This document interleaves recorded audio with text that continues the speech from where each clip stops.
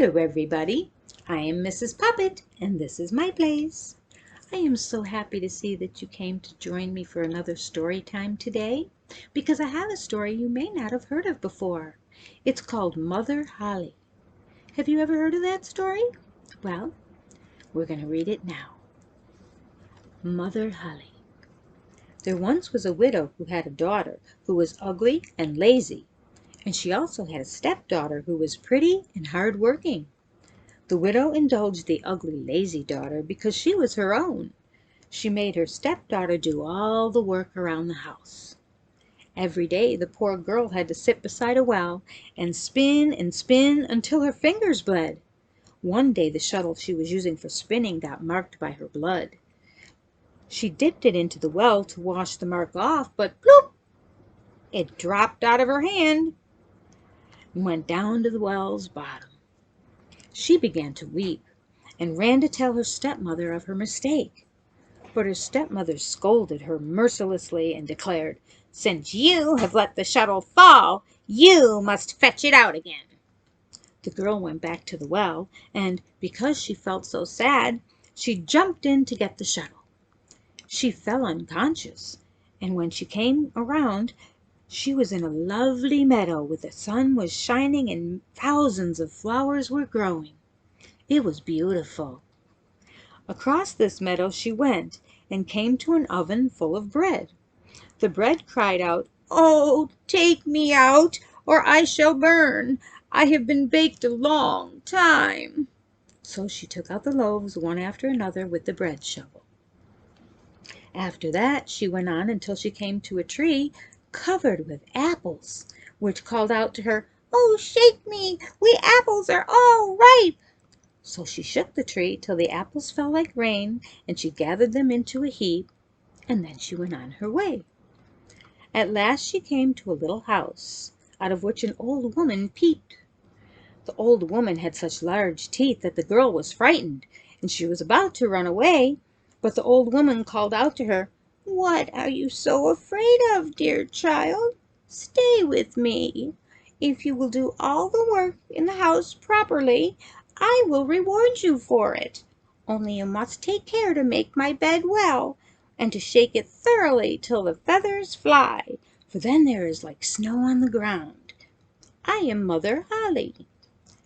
As the old woman spoke so kindly to her, the girl felt better and agreed to work for her. She did all her chores to the satisfaction of her mistress, and always shook the bed so vigorously that feathers flew about like snowflakes. She had a pleasant life with Mother Holle, who never spoke an angry word, and she had good meat to eat every day.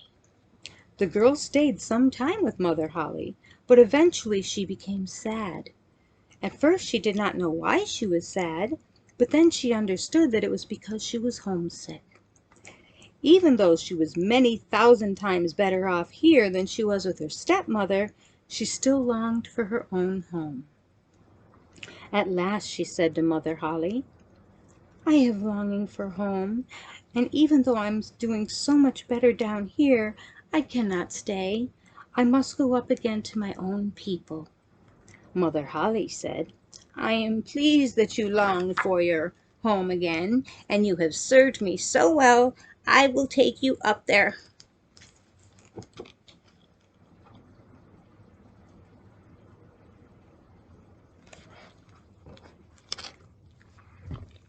She led the girl to a large door. The door opened. Just as the girl was standing in the doorway, a heavy shower of golden rain fell, and all the gold clung to her, so that she was completely covered in it. "You shall have this gold because you have been so industrious," said Mother Holle, and at the same time she gave the girl back the shuttle she had dropped into the well. Then the door closed, and the girl found herself up on earth, not far from her stepmother's home.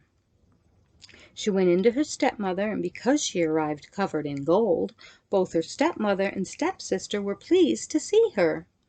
The girl told all that had happened to her.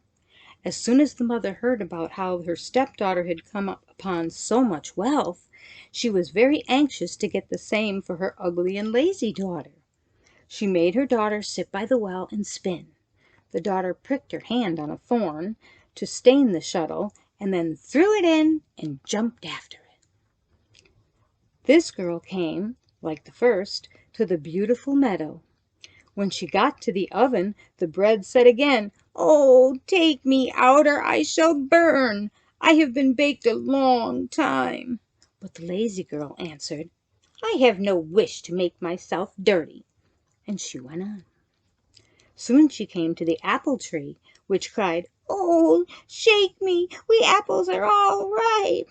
She answered, "One of you might fall on my head." And she went on. When she came to Mother Holle's house, she was not afraid, for she had already heard all about her from her stepsister, and she immediately agreed to work there. The first day the lazy girl forced herself to work diligently. She obeyed Mother Holle, for she was thinking of all the gold that she would receive. But on the second day, she became slower and less willing. On the third day, still more so, and after that she would not get up in the morning at all. She never made Mother Holle's bed properly. She did not shake it and make the feathers fly. Mother Holle was soon tired of this and told the girl to leave. The lazy girl thought that now the golden rain would come. Mother Holle led her to the great door, but when she was standing beneath it, instead of the gold, a big kettleful of black tar was emptied over her. "That is the reward for your service," said Mother Holle, and shut the door. So the lazy girl went home covered with black tar. It stuck fast to her and could not be gotten off for as long as she lived. Well, this story is really important because when you say you're going to do something for somebody, you really need to keep that promise, because when you do, they might reward you with something good. But when you don't, then you might get a reward that's bad. Anyway, that's the story of Mother Holle. I hope you liked it, and I'm so happy we were able to spend this time together. I'll see you next time. Bye.